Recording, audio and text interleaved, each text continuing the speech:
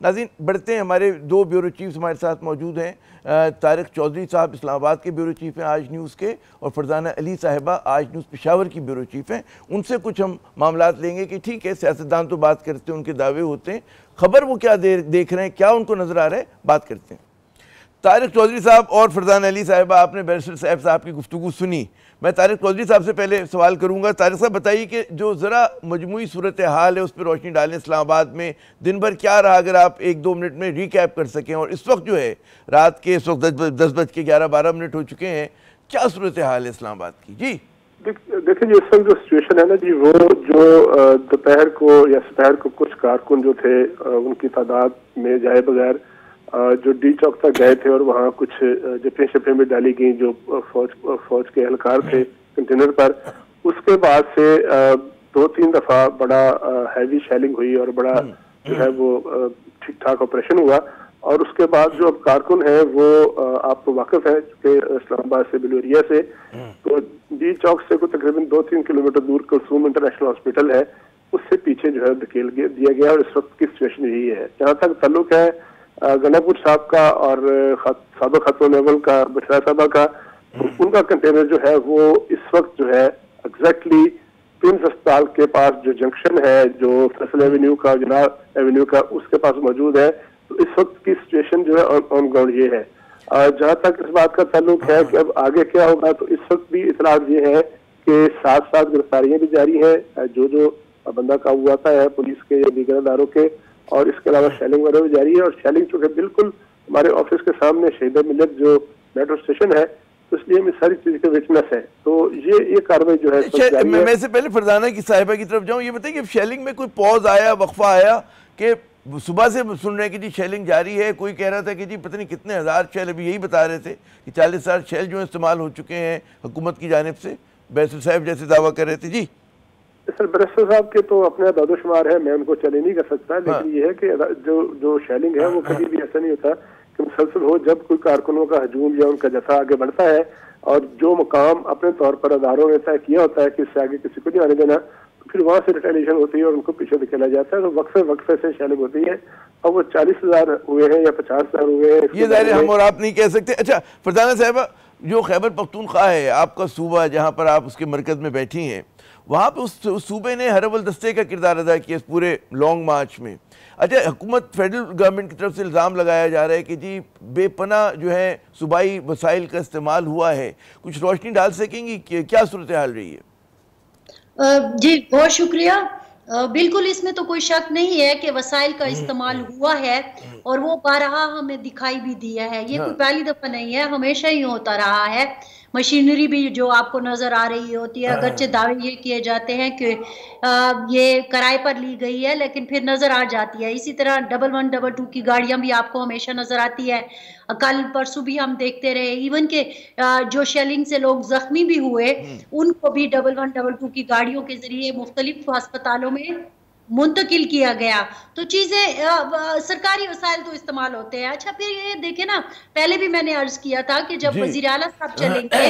جب وزراء چلیں گے، جب ایم پی ایس چلیں گے، تو ظاہر ہے ان کی گاڑیاں بھی ہوں گی، ان کے لوگ بھی ہوں گے، اور بھی بہت ساری چیزیں ہوتی ہیں جو استعمال ہو رہی ہوتی ہیں۔ بہت ساری اطلاعات یہ بھی آئیں کہ جو ماسک لیے گئے یا بہت سارا سامان لیا گیا، اس کے فنڈز بھی پرووائڈ کیے گئے۔ پھر ہر ایم پی اے کو، پھر جو اسٹوڈنٹس ہیں ان کو بھی، انصاف اسٹوڈنٹس فیڈریشن کی بات کر رہی ہوں، ان کو بھی سب کو فنڈز دیے گئے ہیں۔ تو ظاہر ہے یہ فنڈز کہاں سے دیے گئے ہوں، تو اس میں تو کوئی شک نہیں ہے۔ اور دوسری اہم بات یہ ہے کہ آپ نے ہمیشہ دیکھا، اور کل پرسوں تو ساری دنیا نے دیکھا کہ مین پاور جو ہے وہ پختونخوا سے ہی آئی ہے۔ اب لوگ یہ کہے، جیسے آپ شیلوں کے بارے میں پوچھ رہے تھے کہ کتنے شیل چلائے گئے، تو میں لوگوں کے بارے میں بھی یہی ہے کہ ہمیں جو اطلاع ملی تھی وہ یہی تھی کہ جب ہمارا یعنی کہ پشاور کا قافلہ آ رہا تھا تو 26,000 لوگ تقریباً ان کے ساتھ تھے۔ پھر اس کے بعد ساؤتھ کا قافلہ ان کے ساتھ شامل ہوا، پھر اس کے بعد دیکھیں تو ہزارہ کا قافلہ بھی شامل ہوا، تو تعداد کافی بڑھ گئی۔ اب لوگوں کو گنا تو نہیں جا سکتا، لیکن آنکھوں نے دیکھا کہ انبیلیویبل مناظر تھے اور کافی تعداد میں لوگ تھے۔ آج اگرچہ ان کی تعداد کم تھی، کیونکہ ہم نے یہ بھی دیکھا کہ جب 26 نومبر پر جہاں تک مطلب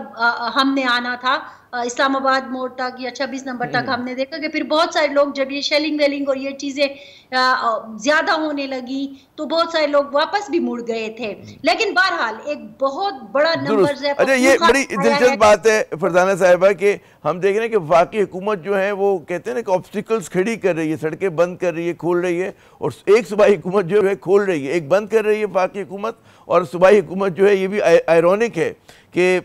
हमारी हुकूमतें ये काम कर रही हैं। लेकिन तारिक साहब, एक और बात जो हम सुन रहे हैं बहुत ज़्यादा कि रात गए, मतलब रात तो हो चुकी है और ज़रा रात ढल जाए तो कोई ऑपरेशन की आप वो तवक्को कर रहे हैं, किसी बड़े पैमाने पे ऑपरेशन हो कोई, और उसकी नौयत क्या होगी? देखिए, मैंने पहले अर्ज किया है कि गिरफ्तारियां भी हो रही हैं, तस्दीक भी की है इंटीरियर मिनिस्टर साहब ने, और उन्होंने ये भी कहा है कि अभी और भी कोई अगर बंदा जो मुकर्रर हद है उससे आगे बढ़ेगा तो गिरफ्तार किया जाएगा। तो गिरफ्तारियां तो होंगी डेफिनेटली। अब ऑपरेशन से मुराद ये है कि अगर कोई हल्ला बोलकर जो मेन शख्सियात है उनको गिरफ्तार कर लिया जाएगा, तो वो मेरा ख्याल अभी ऐसी कोई कम अज़ कम सुनगिन मुझे नहीं मिली। लेकिन जो वर्कर्स हैं, जो कारकुन हैं, जो कि इधर उधर कोनों खबर में मौजूद हैं, देखिए इस सूरत हाल ये है कि एक बड़ी ह्यूमन टच है इस बात का कि लीडर काम जो है वो तो अपने कंटेनर में मौजूद है या अपने प्राडो या बड़ी एसयूवीज में मौजूद है। लेकिन मैं इस वक्त आपको फुटेज दे सकता हूँ कि हमारे दफ्तरों में, पिलूरिया के बरामदों में सैकड़ों की तादाद में कारकुन जो है सख्त सर्दी में बैठे हुए हैं, और यहाँ मार्केटें बंद है, कोई